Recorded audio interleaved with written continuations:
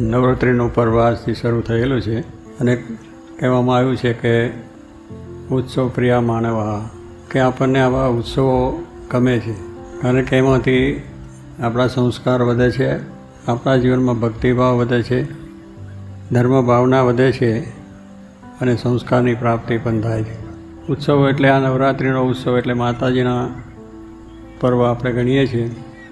જો આપણે એના ભક્તિભાવપૂર્વક એના ગુણગાન ગાઈને આ ભક્તિ ઉજવીએ તો એ દેવ પણ રાજી થાય, શક્તિ પણ રાજી થાય, ભગવાન પણ રાજી થાય. એટલા માટે ભારતની અંદર આપણે બધા ઉત્સવો ઉજવીએ છીએ. નવરાત્રિનું વ્રત એ સારું, સ્વચ્છ છે, પવિત્ર છે.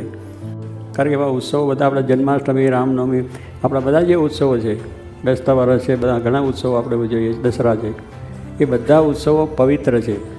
શાસ્ત્રોમાં એનો વાત કરેલી. પણ આપણી સંસ્કૃતિ આપણે ક્યાં જઈ